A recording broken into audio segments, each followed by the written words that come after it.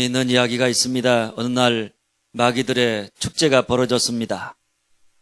거기에는 인간을 괴롭히는 무기들이 전시되어 있었는데 특별히 마귀들이 추천한 우수한 무기들이 몇 가지 있었습니다.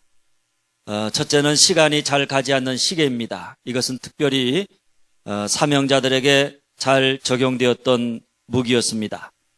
사명자들이 은혜를 받고 내가 이제는 정말 하나님의 뜻을 따라서 새롭게 결단해야 되겠다, 새롭게 살아야 되겠다, 이렇게 마음을 먹습니다. 그러면 마귀가 그 순간에 마음에다가 이 시계를 집어 넣습니다. 널려 있는 게 시간이야, 괜찮아, 천천히 해, 천천히 해, 나중에 하면 되지. 그래서 사명자들을 미적거리게 만들거나 나중으로, 이 다음에로 미루게 해서 결국에 망치게 한다는 것입니다. 둘째는 안대가 있습니다. 이 안대는 하나님의 자녀답게 사는 소명에 대해서 눈을 멀게 만드는 그런 안대입니다.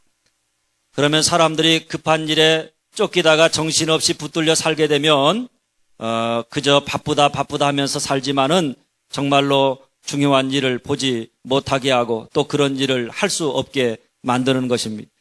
급한 일로 말미암아서 시간을 낭비하게 만드는 것입니다. 셋째는 특수 안대가 있습니다. 보아야 할 것은 보지 못하게 하고 보지 말아야 할 것만 보게 하는 그런 안대입니다. 이 안대를 씌우면 남을 볼 때 비판하고 원망할 점, 남의 단점만 보게 되고 그리고 사랑스럽고 아름다운 점을 보지 못하게 된다고 합니다. 그런데 이 모든 무기보다 월등히 우수한 사단의 무기가 있는데 그게 뭐냐? 쐐기라고 하는 무기입니다. 사람의 영혼에다가 쐐기를 박아 놓습니다. 그러면 거기에 빈틈이 생겨나서 그 틈에 집어넣는 것은 무엇이든지 다 들어가게 된다는 것입니다. 분노라는 쐐기가 그렇습니다. 분이 나서 한번 마음이 상하게 되면 시간이 지날수록 화가 더 치밀어 오르게 마련입니다. 왜냐하면 마귀가 그 틈에 들어가서 우리의 생각, 우리의 마음, 우리의 감정, 우리의 의지를 마음대로 움직여서 관계를 파괴시키고 우리의 삶을 망하게 하기 때문입니다. 그래서 성경은 분노가 일어날 때마다 마귀로 틈을 타지 못하게 하라. 분노가 일어날 때마다 마귀로 틈을 타지 못하게 하라. 마귀가 분노의 쐐기를 박아놓고 마음대로 예수 믿는 우리를 조정하지 못하게 하라. 이렇게 권면합니다. 그렇습니다. 오늘 우리가 화나는 일을 겪으면서 분노가 일어나는 것을 막을 길은 없습니다. 그러나 분노를 잘 다루지 못하고 그 분노의 마음을, 분노의 감정을 빨리 처리해버리지 않으면 그래서 결국 마귀가 틈을 타서 우리 영혼에다가 분노의 쐐기를 박아놓게 되면 그때는 분노의 영향력과 파괴력이 우리의 삶을 망가뜨리게 된다는 사실을 알아야 하는 것입니다. 오늘 본문의 말씀입니다. 오늘 말씀은 예수님이 6번째 계명인 살인하지 말라 하는 말씀을 제자들에게 재해석해 주신 말씀입니다. 그런데 그 말씀을 내용을 보면 상당히 충격적인 그런 말씀입니다. 살인하지 말라는 말은 다른 사람을 죽이지 말라 하는 말입니다. 그런데 주님은 살인의 의미를 좀 더 넓게 이렇게 해석해서 우리에게 말합니다. 옛사람에게 말한 바 살인하지 말라. 누구든지 살인하면 심판을 받게 되리라 하였다는 것을 너희가 들었으나 나는 너희에게 이르노니 형제에게 노하는 자마다 심판을 받게 되고 형제를 대하여 나가라는 자는 공회에 잡혀가게 되고 미련한 놈이라는 자는 지옥불에 들어가게 되리라. 뭡니까 여러분? 오늘 말씀을 자세히 살펴보면 누구든지 살인하면 심판을 받게 되리라 이렇게 이야기합니다. 그런데 누구든지 살인하면 심판을 받게 되리라는 이 말씀 대신에 주님은 형제에게 노하는 자마다 심판을 받게 된다 이렇게 대치하고 있는 것을 보게 됩니다. 여러분 이 말이 무슨 말입니까? 예수님은 형제에게 분노를 터뜨리는 것은 살인과 같은 무게로 그 의미를 다루고 있다는 것입니다. 형제에게 분노하는 것, 그것은 결국 형제를 죽이는 살인과 같다 이런 이야기입니다.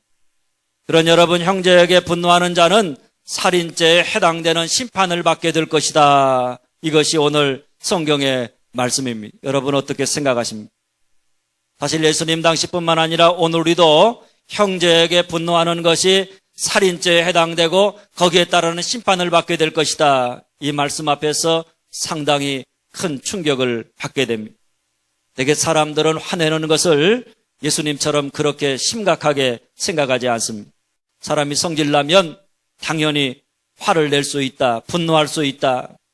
화를 내는 것이 조금 화냈다고 그것이 무슨 살인죄가 되느냐. 그것 때문에 살인에 해당되는 심판을 받게 될 수 있겠느냐. 이렇게 여기면서 부담 없이 화를 내면서 살아갑니다. 그런데 주님은 다릅니다. 살인하지 말라 이 말씀을 형제에게 분노하지 말라 이렇게 해석합니다. 화가 났을 때 그 화를 다스리지 못하고 습관적으로 형제에게 그 분을 터뜨리게 되면 결국 그 분노가 상대방을 죽이고 나를 죽이게 된다 이런 말입니다. 여러분, 사람을 죽이는 데는 두 가지 방법이 있습니다. 하나는 단번에 죽이는 것입니다. 그리고 또 하나는 뭐겠습니까? 서서히 죽이는 것입니다. 여러분, 분노한다는 것은 후자에 속한 것입니다. 분노를 터뜨리면 서서히 상대방을 죽이는 것입니다. 살인 행위라고 하는 이야기입니다. 화를 낸다 그러면 그 화가 우리 몸 안에 있는 좋은 세포들을 죽입니다. 좋은 성품, 좋은 성격, 좋은 인품을 죽입니다. 기쁨과 즐거움을 우리의 삶에서 다 빼앗아가 버립니다. 내 마음의 평화도, 내 인생의 참된 만족과 행복도 다 빼앗아가 버립니다. 의욕과 열정도 죽입니다. 그래서 화를 습관적으로 자주 내다 보면 그 사람이 이상해지게 되는 것입니다. 그 사람 안에 있던 좋은 것들이 다 죽어버리고 남아있는 것이 있다면 그저 악만 남게 되는 것입니다. 내 안에 있는 좋은 것이 다 죽어버리고 남아있는 것이 악만 남았다. 그러면 그런 자기의 모습을 보고 사람이 우울해지고 삶의 의욕이 없어지는 것입니다. 그렇다면 여러분, 우리가 어떻게 합니까? 첫째 따라서 합니다. 분을 내어도 죄짓지 말라. 분을 내어도 죄짓지 말라. 에베소 4장 26절 말씀입니다. 분을 내어도 죄를 짓지 말며. 여러분, 이 말을 달리하면 화를 내되 죄짓지 말고 화를 내라 하는 그런 말씀입니다. 이걸 보면 우리가 화를 낸다는 것, 분노할 수 있다는 것, 그 자체가 죄는 아니라고 하는 사실입니다. 여러분, 화를 낼 수 있다는 것은 어떤 면에서 보면 그것은 죄가 아니라 어떻게 보면 하나님이 우리에게 주신 축복입니다. 분노의 감정, 분명 하나님이 주신 축복입니다. 만일 내가 억울하고 불쾌한 일을 당했는데 분을 내지 못한다. 그러면 그 사람은 내부에서 화가 치밀어 복장이 터져서 죽게 되는 것입니다. 압력밥솥이 있습니다. 압력밥솥으로 밥을 할 때를 보면 밥이 다 익었습니다. 그러면 그 마지막에 해야 될 일이 뭔가 하면 그 밥솥에서 김을 빼줘야 하는 것입니다. 그래야 밥을 먹을 수 있습니다. 그런데 만일 김을 빼주지 못한다, 김을 빼주는 기계의 부품이 고장이 났다, 그러면 밥솥이 폭발해서 큰 사고가 나게 되어 있는 것입니다. 그런 면에서 우리가 분을 낼 수 있다. 내 안에 있는 화를 분출한다. 화를 낸다. 이것이 얼마나 큰 축복인지 모릅니다. 그런데 하나님이 주신 축복을 축복되게 하려면 그 분냄이 죄로 이어지지 않게 해야 된다. 이런 말씀입니다. 여러분, 분노는 어리석은 사람에게도 있고 지혜로운 사람에게도 있습니다. 지혜로운 자와 어리석은 자의 차이는 그에게 분노가 있느냐 없느냐의 차이가 아닙니다. 화가 났을 때 그 화를 어떻게 처리하느냐 거기에 달려 있는 것입니다. 그래서 성경은 분을 내어도 죄를 짓지 말라 이렇게 말합니다. 그렇다면 여러분, 우리가 어떻게 합니까? 잠언 29장 11절 말씀입니다. 어리석은 자는 자기의 도를 다 드러내어도 지혜로운 자는 그것을 억제하느니라. 어리석은 사람은 어떤 사람이 어리석은 사람이냐? 화가 나면 화난다고 화난 감정을 다 드러내는 사람이 어리석은 사람이 다가 문제입니다. 화가 난다고 그 화를 다 드러낸다. 그러면 결국에 그 화로 말미암아 죄를 짓게 된다는 것입니다. 화가 나면 지혜로운 사람은 하나님을 경외하는 마음으로 하나님 앞에서 하나님의 뜻을 따라서 그 화를 억제할 수 있어야 하는 것입니다.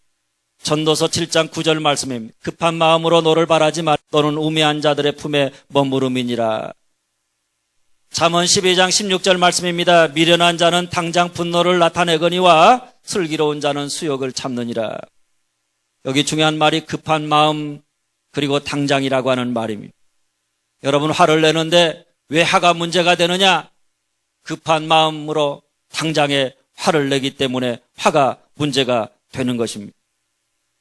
여러분 화를 내는데 항상 급한 마음이 문제라는 것입니다. 화가 난다고 화를 다스리지 아니하고 그저 급한 마음에 당장에 분노를 나타내는 것이 문제입니다. 그것이 죄를 짓게 만드는 것입니다. 그런 여러분, 우리가 화를 내되 죄 짓지 않으려면 일단 화가 나면 어떻게 해야 되겠습니까? 급한 마음을 가라앉혀야 하는 것입니다. 당장에 그 마음을 터뜨리고 싶은 마음들을 우리가 스스로 다스리면서 조금 참아야 하는 것입니다.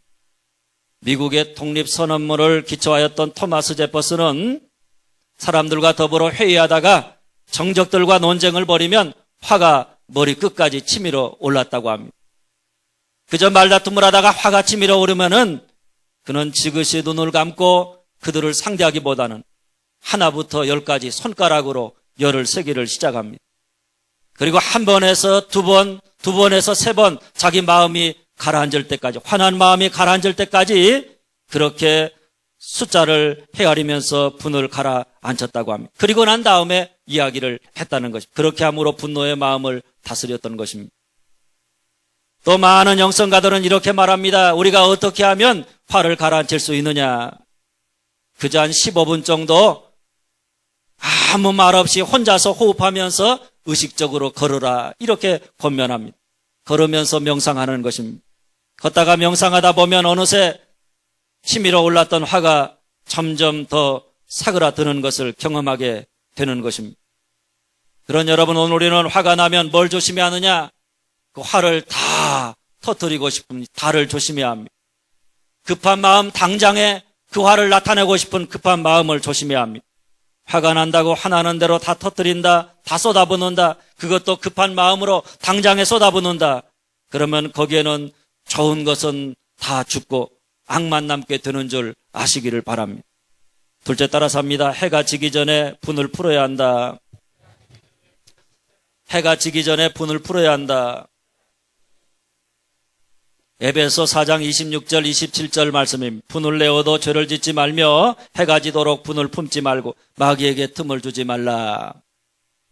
여러분, 우리가 분을 내어도 죄 짓지 않는 방법, 마귀가 틈을 타서 분노의 쐐기를 박지 못하게 하는 방법이 뭐냐? 첫째는 화가 난다고 화를 다 드러내거나 급한 마음으로 화를 내지 말라는 것입니다. 둘째는 뭡니까? 해가 지도록 분을 품지 말라. 해가 지도록 분을 품지 말라. 여러분이 말은 화를 오랫동안 품지 말라는 것입니다. 화를 오랫동안 품고 있으면 마귀가 틈을 타서 결국에 그 분노로 말미암아 우리를 멸망시킬 것이다. 그러니 너의 마음에 화가 있으면 그 분노를 빨리 처리하라, 이런 말씀입니다. 여러분, 분노라고 하는 것은 우리가 그 분노의 마음을 해결하지 아니하고 그저 가만히 놔두면 세월이 지나면 저절로 해결되어지는 것이 아닙니다. 없어지는 게 아니라 오히려 마귀가 틈을 타서 자그마한 분노가 눈덩이처럼 커져서 파괴적인 영향력으로 나타나게 되는 것입니다. 그래서 분노는 생각하면 생각할수록 더 화가 나는 것입니다. 오래 내 마음에 품고 있으면 있을수록 더욱 무서운 것입니다. 분을 오래 품으면 사람이 어떻게 되느냐? 한번 따라서 합니다. 눈에 뵈는 게 없어진다. 눈에 뵈는 게 없어진다. 여러분, 화를 우리가 오랫동안 마음에 품고 살면 눈에 뵈는 게 없어집니다. 그저 어떻게 쓰든지 간에 분노를 터뜨리겠다는 생각밖에는 아무 생각도 못하게 되는 것입니다. 그래서 때로 사람들이 큰 사고를 저지르고 난 다음에 뭐라고 말하냐면 홧김에 그랬다. 홧김. 그렇게 말하면서 후회하는 모습들을 우리가 많이 보게 되는 것입니다.